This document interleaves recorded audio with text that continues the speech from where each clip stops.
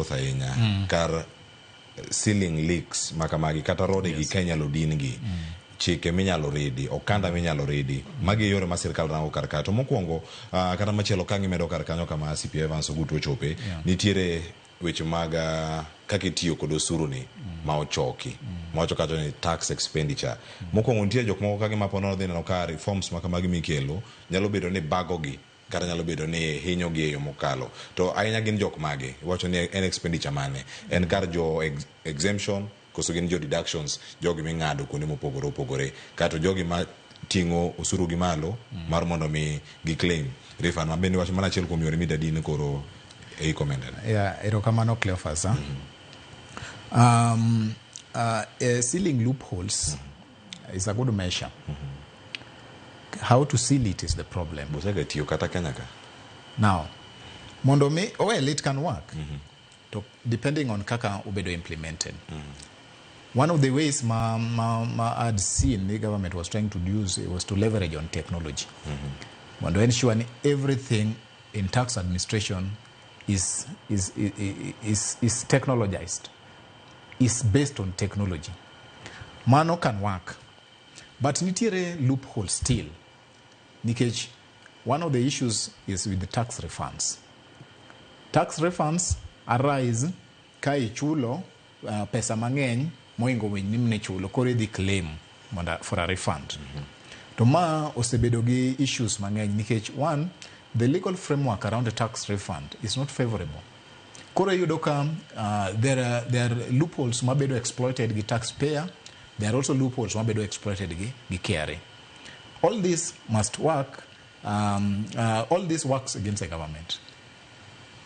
They have to find a way. Moroma tax refunds is favorable to all parties.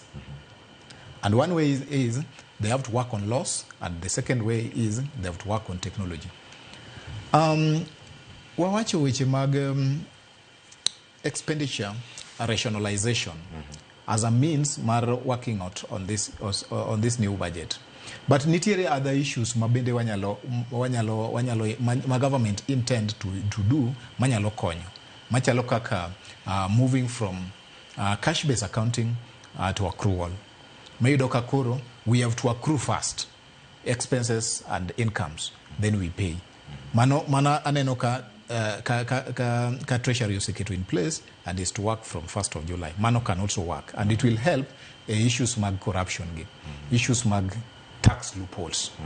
The second one, aneno igimiluongo ni e-procurement, is also working well, but has faced a lot of challenges. Manaka kipenja ni to can it work? It has faced a lot of challenges. To mano is one of the issues. Mano is one of the policies makubedo implemented to will flag out so many things.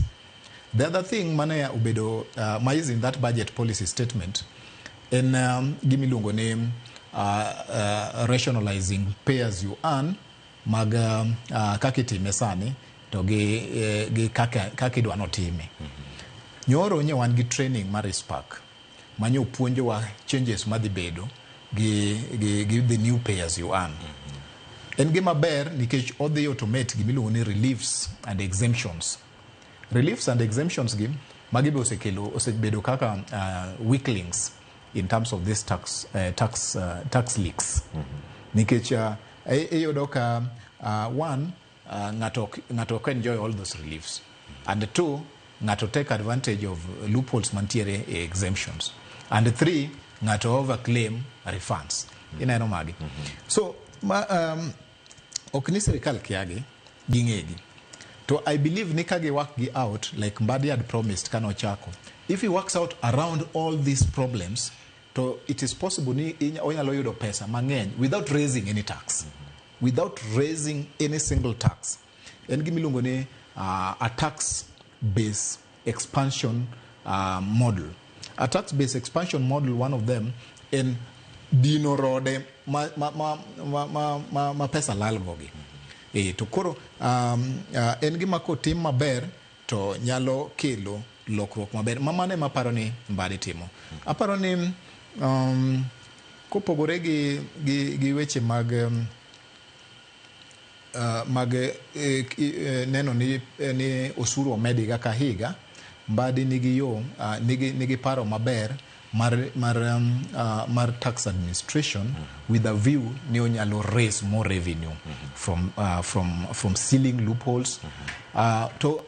Sealing loopholes ni bende aneno ka gimoro ma bende otemo timo en ni kaka ne wawacho ni chike matiyo mar around taxes.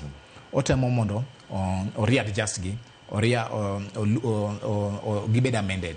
Achiel kuom chik maneno maber en chik ma target